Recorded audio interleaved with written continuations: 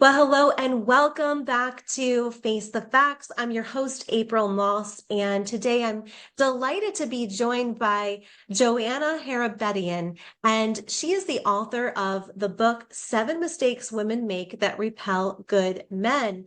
And we're excited to dive into this book. You're also a relationship coach as well, and former Miss America pageant title holder. And wow, so many great accolades, Joanna. It's great to have you on the show today. We're glad you're here. Thank you, April. It's awesome to be here, and I appreciate the work that you do. You're amazing and beautiful. Oh, you're so sweet. Thank you. Well, when I was reading up about you, I thought it was really interesting that you've pretty much dissected what's happened in the last 3 years since 2020 and the toll that not only just the shutdowns, the lockdowns, the pandemic caused on people in general, but you had some pretty interesting statistics that you shared that divorce rates went up. Talk to us a little bit about that and what your book entails and how you help couples stay together. Yeah, it's a great question, and it's a vital topic right now. Divorce is increased by 34%. And I saw a new statistic that 1 out of 4 people is currently lonely. One out of Mm. four. And so we've all been through a lot of trauma these last few years, with the lockdowns, with job loss, business loss, finances have been tough. Men have had to work from home. And then you also have the media programming, this predictive programming that has been emasculating men and just really pushing this female dominance. And if we look at what's happening right now with the skyrocketing divorce rates, with the family unit falling apart, these relationships are falling apart, it's clearly not working. And so my heart in this book is to help couples come back to that place of connection, come back to that place of mutual honor and respect. And I made every single one of these mistakes in the book. So women are already making mistakes that we don't even realize that we're doing. And I want to give you a really simple example of this. Yeah, I'd love to So hear it.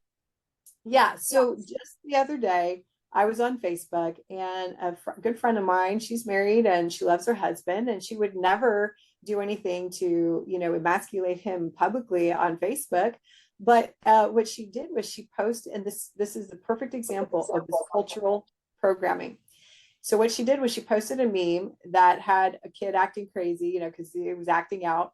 And she said, "This is a perfect example of the bad qualities of your child as your husband's fault." It was something to that effect. And so, yeah, sure, it's funny, haha, but actually, what she's done and doesn't even realize it is she's emasculated her husband. Yeah. And yeah, and then another quote that we hear often is "happy wife, happy life." But Yep. what does that symbolize actually, though? It symbolizes my number one chapter in the book called WIFM, What's in It for Me. So if only the wife is happy, what about the husband?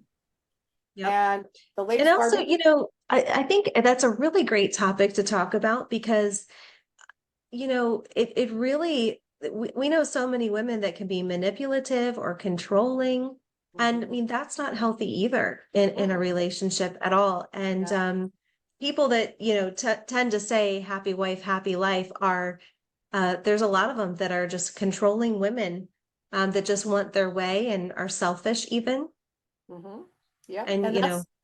that's true. And that's the core of the Whipham syndrome, what's in it for me syndrome. And I initially, and I'll use this for teaching purposes. We'll go a little cliche, Mr. Wrong, Mr. Potential, Mr. Right. So I was initially married to Mr. Wrong. And the second day after we were married, he said, "I don't love you." And that was the beginning of hell. Yeah, it was a crazy story. It's in the book. And so through that, God rescued me out of that very toxic relationship. And Mm. my divorce is final. I'm on the floor in a little flat in Europe, and I'm crying my eyes out. And I'm asking God, I thought you told me to marry this guy. My dreams are shattered. My life feels shattered, but hold up a mirror to my face. So I asked God to hold up a spiritual mirror to my face and show me how I ended up in this mess. And the very first thing that the Holy Spirit highlighted to me, and I want to, it takes courage to humble yourself and ask God to show you what's inside. Because when he shows you and what you see, it's not ugly, it's not pretty, it's quite ugly.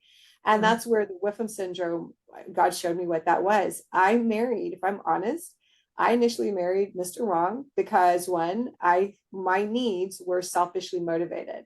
So I had a selfish heart. It was what he was going to do for me, how he was going to provide for me, how he was going to help my dreams come true. He was going to help me birth my ministry. It was me. And that is one of the root issues of divorces is the Whipham syndrome. What's in it for me? And so as I went through my journey of creating awareness and of what I was doing, why I was doing, because we have to understand, why do we feel controlling? Why do we feel like we have to tell people what to do? Why do we always have to be right? Why can't we say sorry? If we dig a little bit deeper with courage and grace for ourselves, then we'll see a story that will begin to unravel on the inside, and you'll go, oh, wow, I'm doing this because XYZ. Oh, I have fear because I was rejected way back when, and I'm not healed from that fear. And so that's what happened with me as I began to walk through this journey with God of this inner transformation. And so every mistake that I put in this book, I did myself.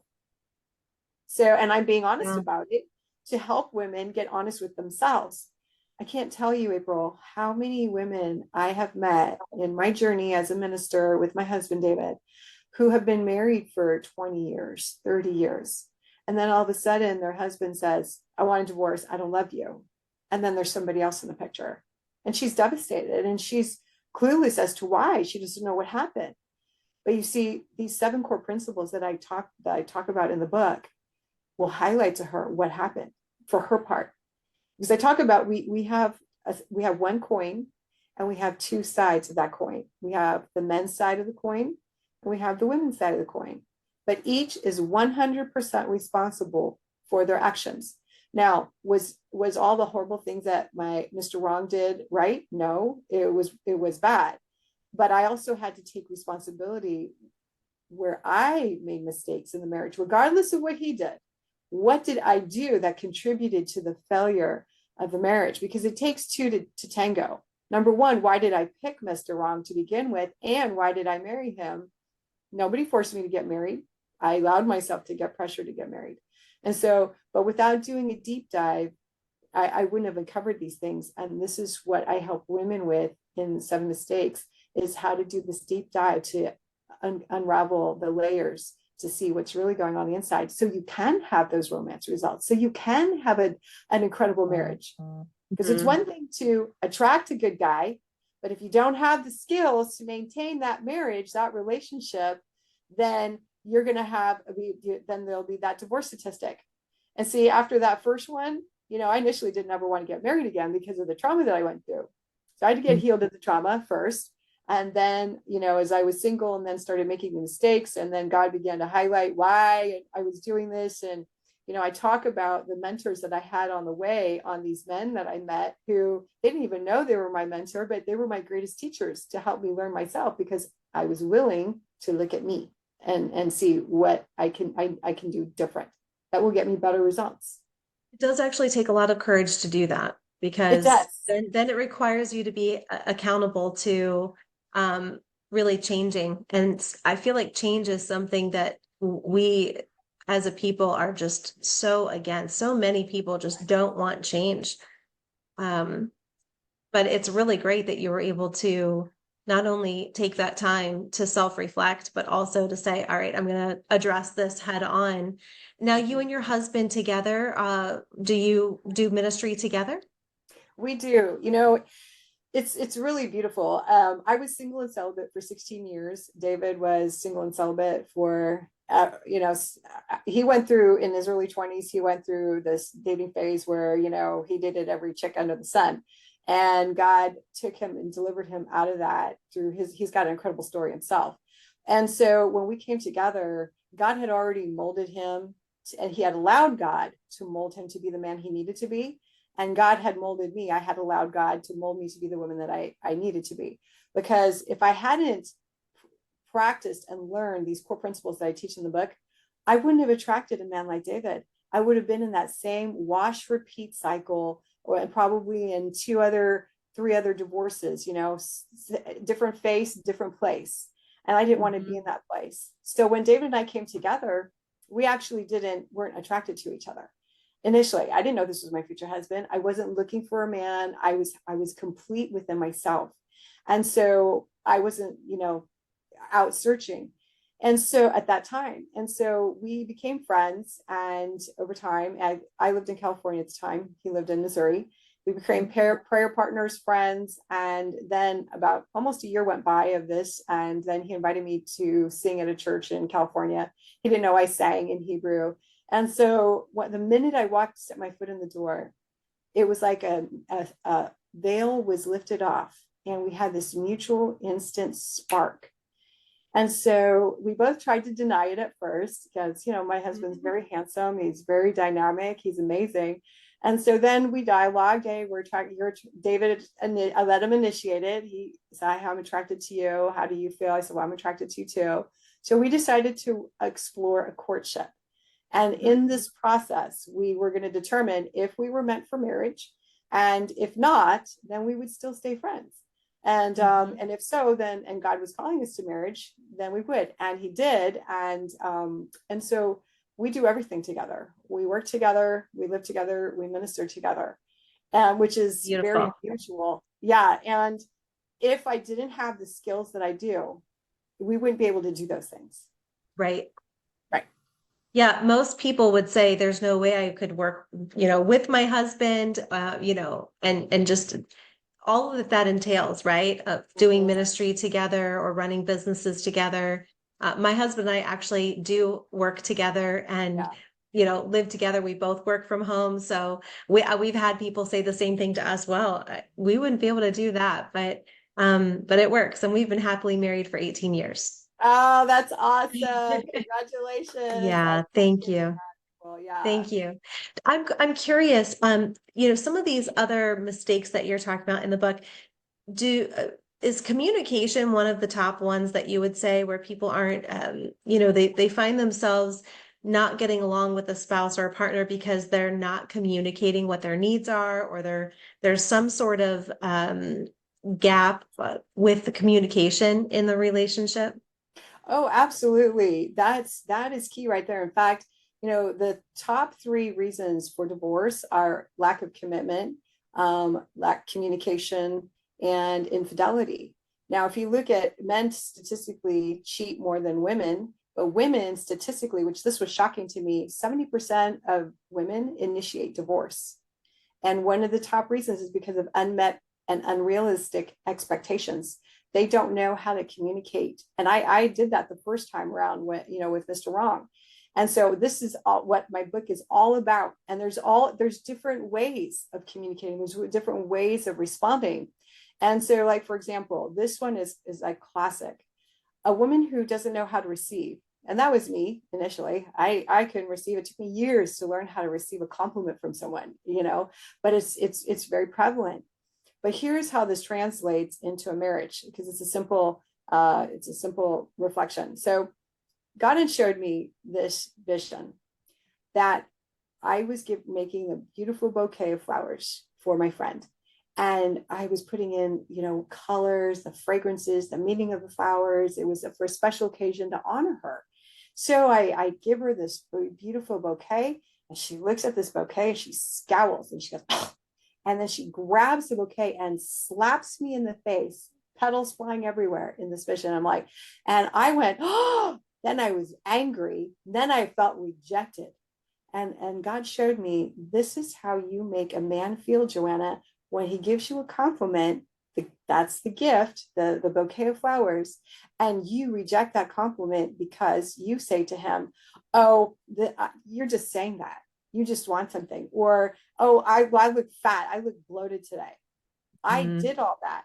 And so in a marriage, what am I saying? Let's say my husband buys, some lingerie for me, and he comes home with the lingerie. He went to the store, he picked it out, he stood in line, he even bought a little card. And I look at it and I say, you just have an ulterior motive. Why did you buy this? What do you want? what have I just now done to him? I've emasculated him. Number one, I rejected Mhm. him.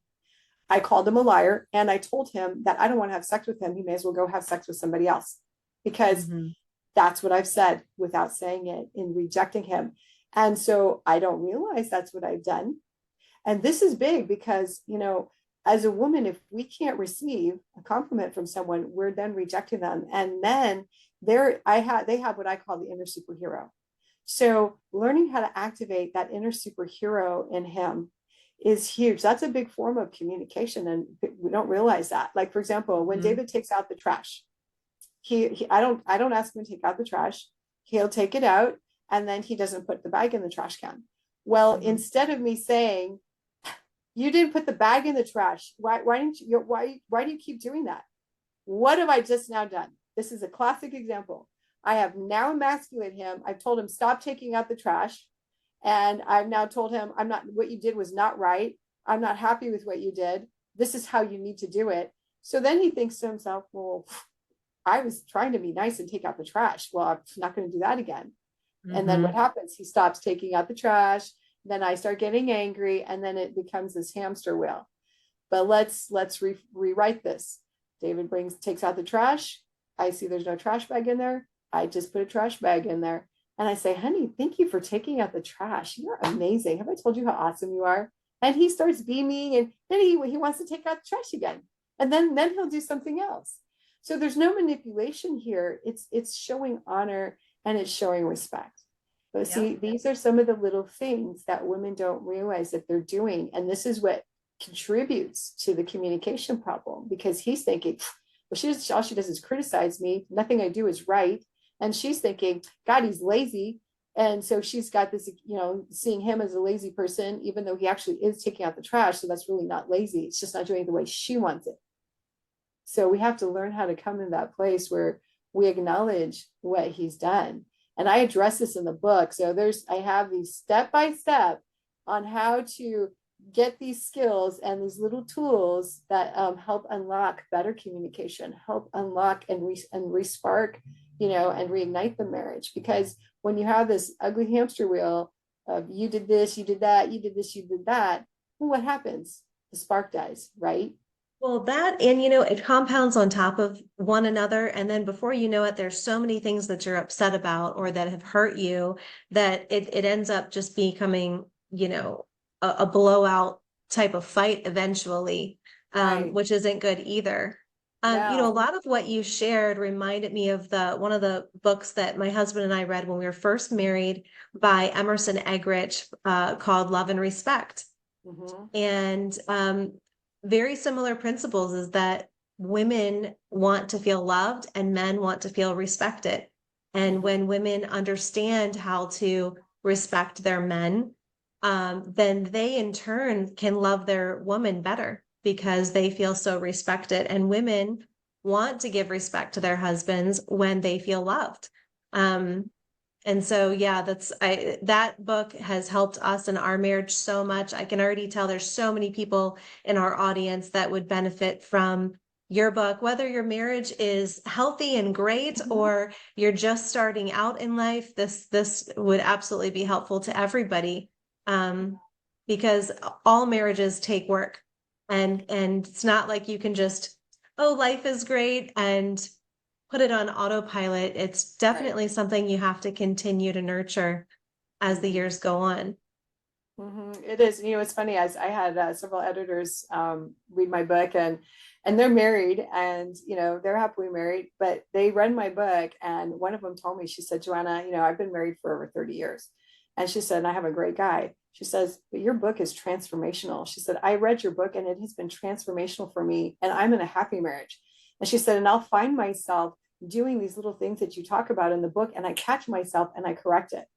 One of my other editors, she told me, she says, well, this content is amazing, Joanna. And she says, there's only one problem. I said, what? She said, I just read chapter 7, the director. And she says, I am chapter 7. And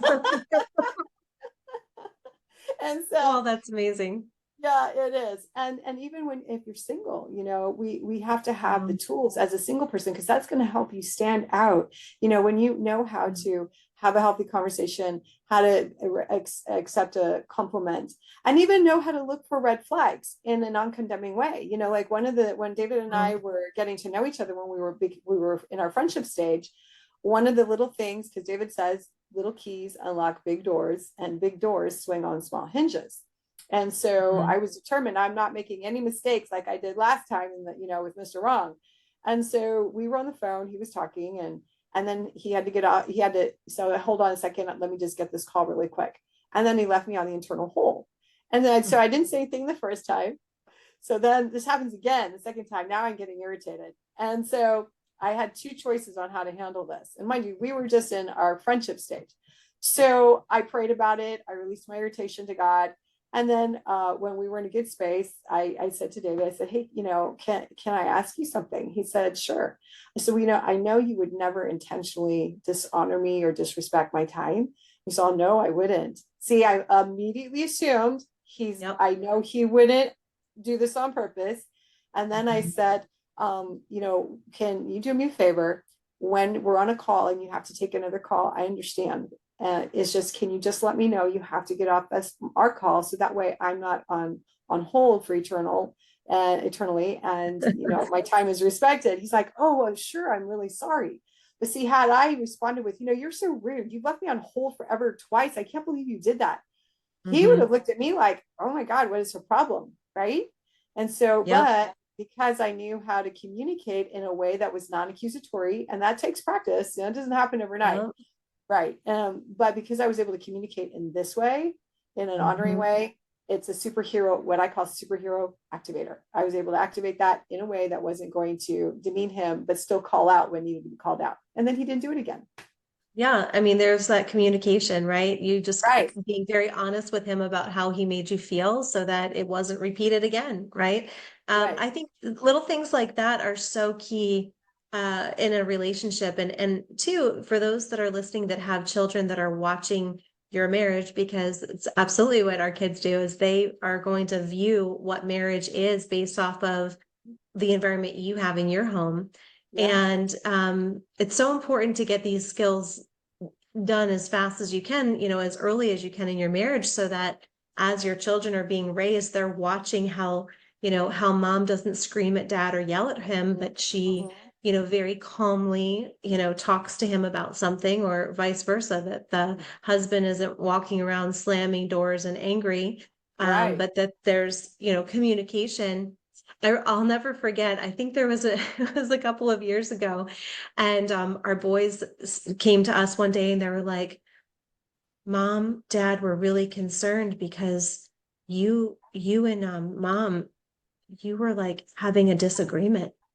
And we Wow. just started laughing and we were like, yeah, we were having a disagreement. And I said, well, we never raised our voices, but you need to see that, because in your Yeah. marriage, when you grow up, you need to know that this is normal and it's never going to be always everyone agreeing. Mm-mm. And that's healthy for you to see us work this out. And, you can see that we're trying to discuss through our disagreement here. Mm-hmm. Um, it's such a healthy thing for kids to witness when it's done properly and Right. respectfully. Mm-hmm. I think Yeah. that's beautiful, and that is spot on. And I had a women's conference called Women of Royalty not too long ago, and I had this woman who literally she came to the conference and she had her divorce papers signed, and she was Mm. going to hand them to her husband, and she had disdain for her husband. I mean, she couldn't stand him. They've been married a long time. And so, but everything was about how she was traumatized and she was this and she was that because he did this and he did this and he did that. And so my conferences are more on I do healing conferences, and so she went through the conference and I coached her and she began to learn the principles. Well, let me tell you, I'm so happy to say that she called me, she said, Joanna, she says, you are just not going to believe. I am in love with my husband more than I ever have been in my life. And we've been married for 25 years. And she Wow. said, yeah. And she didn't change her husband. but she Mm. changed herself and how she was responding to him. And she began to identify the things that she was doing that was one of the 7 mistakes that women make. And she didn't realize it. And she practiced tremendous courage by being willing to look at herself and do the practice, the principles. And sure, they would still get into fights, but the fights were different and they were less intense. And then they shifted. So over time, things changed, and they are so happy. He gives her the love that she wanted, but now she also has learned how to love him, and in turn, he loves her the way she needs. And they've had conversations and talks and forgiven each other. It's been beautiful. So I know these principles work because I did it myself and I practice it in my marriage. And you obviously practice it in your marriage.